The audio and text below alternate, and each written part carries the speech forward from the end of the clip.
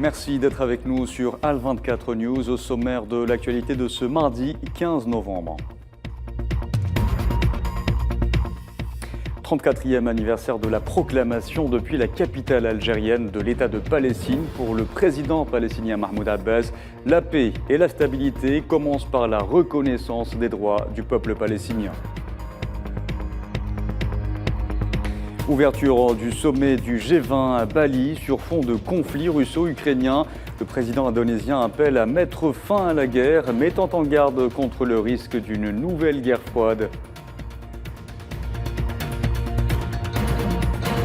Inclure l'Union européenne au G20, la proposition est sérieusement soutenue à Bali par la Chine et l'Indonésie. Et en RDC, poursuite des combats entre l'armée et les rebelles du M23. L'ancien président kényan Uhuru Kenyatta appelle Kinshasa les groupes armés à déposer les armes.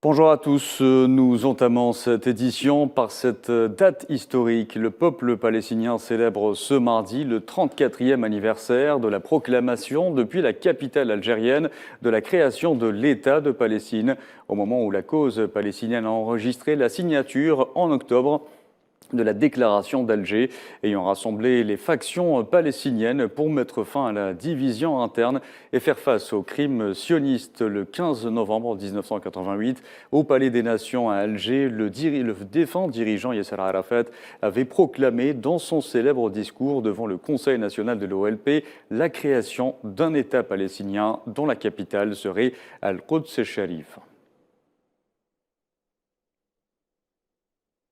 Et je vous le disais en titre à cette occasion, le président de l'État de Palestine, Mahmoud Abbas, a affirmé que la paix et la stabilité commençaient par la reconnaissance des droits du peuple palestinien, sanctionnés par la légitimité internationale. Nariman Zekar.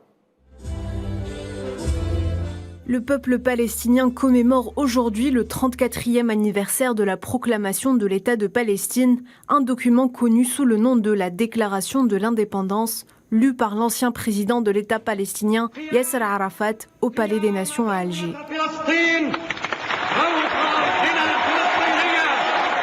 Un discours historique qui n'a pas cessé de résonner dans les esprits des Palestiniens. À cette occasion, Mahmoud Abbas, actuel président, n'a pas manqué de faire une déclaration à ce sujet. Il atteste que le seul moyen d'arriver à la paix et à la stabilité de la Palestine serait la reconnaissance des droits du peuple palestinien par la légitimité internationale, dont le premier est son droit à l'autodétermination. La paix et la stabilité commencent par la reconnaissance des droits du peuple palestinien sanctionnés par la légitimité internationale, dont le premier est son droit à l'autodétermination et l'établissement de son État palestinien indépendant et sa capitale Al-Quds Est. Cette déclaration a constitué le socle stratégique pour le lancement du processus d'édification de l'État palestinien. Selon Mahmoud Abbas, le manifeste a ouvert la voie au début d'une nouvelle phase de lutte basée sur l'entrée de l'État dans le système international en tant que partenaire de base dans la construction de la communauté internationale.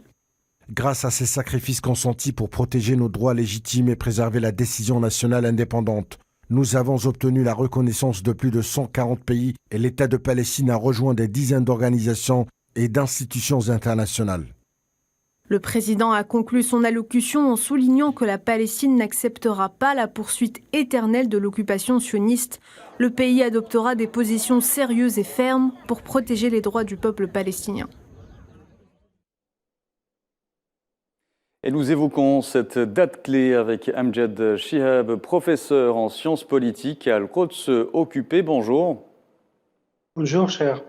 Alors ce mois de novembre est hautement symbolique, on vient de le dire, cette année, puisqu'il renvoie à la proclamation depuis la capitale algérienne de la création de l'État de Palestine. Mais pas seulement, ce 34e anniversaire intervient au moment où la cause palestinienne a enregistré la signature en octobre de la déclaration d'Alger ayant rassemblé les factions palestiniennes. Comment l'accueille-t-on en Palestine occupée et est-ce que ces retombées sont-elles perceptibles sur le terrain? Tout à fait. Les Palestiniens fêtent aujourd'hui les 34e anniversaire de la déclaration d'Alger, la déclaration de l'indépendance de la Palestine. Mais malheureusement, l'État palestinien se trouve toujours sous occupation israélienne. Et 34e déclaration de l'indépendance et aussi 29e anniversaire aussi qui vient de passer de la signature des accords d'Oslo et avec beaucoup de promesses de créer un État palestinien. Mais aujourd'hui, on voit que le projet de l'État palestinien, c'est un projet avorté sur le terrain et Israël a cherché à tout prix de détruire l'espoir de créer cet État. C'est un anniversaire que les Palestiniens espèrent toujours, ils ont toujours un espoir, surtout avec la déclaration d'octobre d'Alger, de l'unité nationale, avec tous les efforts de l'Algérie, avec le président Tebboune, et d'unifier tous les efforts des Palestiniens, surtout les factions, surtout entre le mouvement de Fatah et le mouvement de Hamas. Il reste toujours l'espoir, mais sur le terrain, avec, surtout après les élections qui ont produit un gouvernement d'extrême droite israélien et regroupe aussi un parti de fascisme et donne aussi un signe négatif sur l'avenir Justement, Amjad Chihab, cet anniversaire est marqué par une escalade importante de l'occupant sioniste, notamment à Al-Quds occupé, où un martyr vient de tomber également aujourd'hui. Quelles en sont les raisons? Il y a beaucoup de raisons, surtout il y a beaucoup de menaces. Il y a un défi essentiel sur les futurs gouvernements qui est en train de se composer avec des menaces de l'extrême droite de faire des lois. Ils se préparent à faire un arsenal juridique raciste contre les Palestiniens, que ce soit dans les territoires de 48 ou à Jérusalem-Est ou dans les territoires palestiniens de Cisjordanie. Ils ont promis de voter une loi de la peine de mort de tous les activistes anti-israéliens, surtout qui font les opérations militaires. Et aussi, il y a beaucoup de projets de colonies avec un programme d'expansion énorme de colonies dans les territoires palestiniens. Ouais. Toutes ces mesures, surtout les agressions sur les lieux saints, sur l'esplanade de la mosquée, ils ont promis qu'il y aura un partage, non seulement avec le temps, mais un partage avec l'espace. Et une menace de détruire la mosquée et construire le temple selon leur mythe, le temple de Salomon. Tout cela connaît une montée de tension et une montée de violence contre les Palestiniens. Et il y a aussi, les Palestiniens se préparent à ce défi de résister à tous ces projets et qui se préparent au moment qu'ils fêtent leur 34e anniversaire de la déclaration de l'indépendance à Alger. Amjad Chihab, je vous remercie. Merci d'avoir répondu à nos questions. Je rappelle à nos téléspectateurs que vous êtes professeur en sciences politiques à Al-Quds occupé. Je vous en parlais également en titre « Risque d'une nouvelle guerre froide sur fond de conflit russo-ukrainien ». Le ton est donné dès l'entame du sommet du G20 à Bali. Le président indonésien Joko Widodo n'y est pas allé avec le dos de la cuillère, appelant les chefs d'État et de gouvernement présents à mettre fin à la guerre. Neila Hamouda. Le conflit en Ukraine monopolise toutes les discussions et négociations lors de cette première journée du sommet du G20 à Bali, alors qu'il n'a vocation à gérer les questions de paix et de sécurité, mais plutôt à répondre aux crises économiques. Exception, cette année, elles sont la conséquence directe de la guerre en Ukraine. Les dirigeants de ce G20 cherchent l'apaisement. Le président indonésien Joko Widodo a appelé les chefs d'État et de gouvernement présents à mettre fin au bruit des armes. Être responsable ici signifie aussi que nous devons mettre fin à la guerre.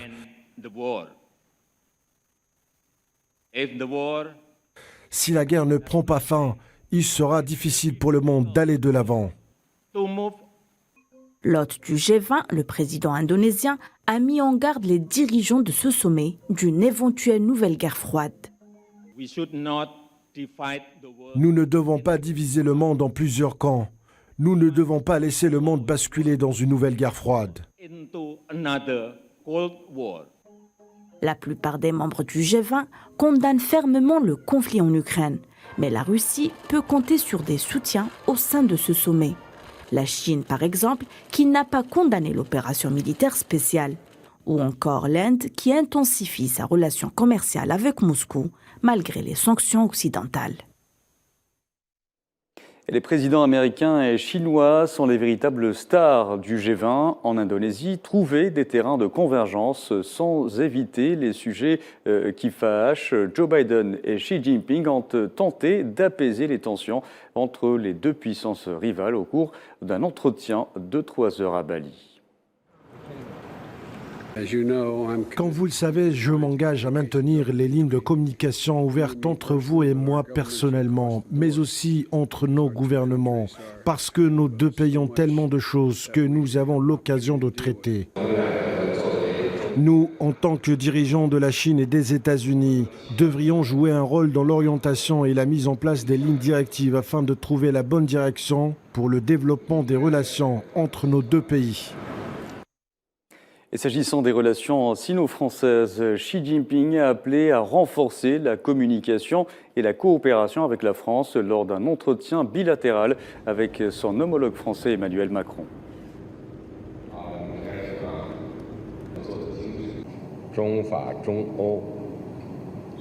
La Chine et la France, la Chine et l'Europe devraient maintenir les esprits d'indépendance, d'autonomie, d'ouverture et de coopération et promouvoir les relations bilatérales pour qu'elles se développent régulièrement à long terme sur la bonne voie.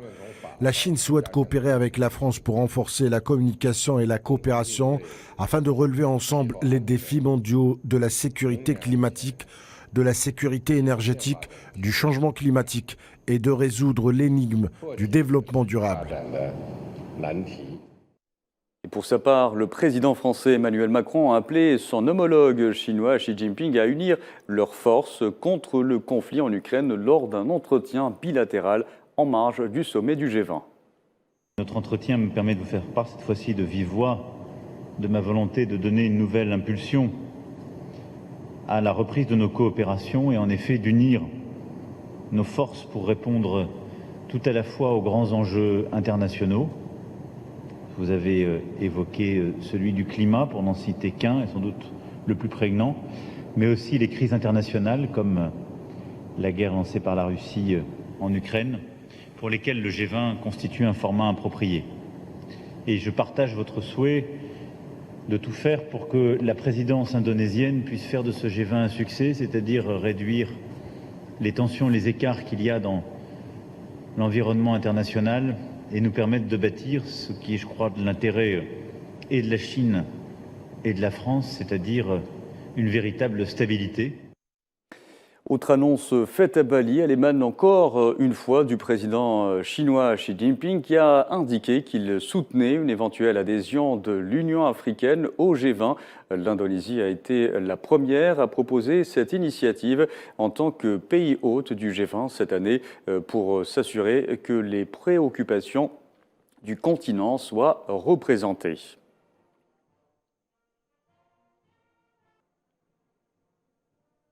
Et je vous le disais, en titre de violents combats à l'arme lourde entre l'armée et les rebelles du M23 se sont poursuivis hier à une vingtaine de kilomètres au nord de la grande ville stratégique de Goma. Dans le même temps, l'ancien président kényan Uhuru Kenyatta, facilitateur de la communauté des États d'Afrique de l'Est pour la paix en RDC, appelé à Kinshasa les groupes armés actifs dans l'Est congolais à déposer les armes. Pour le processus de paix de Nairobi.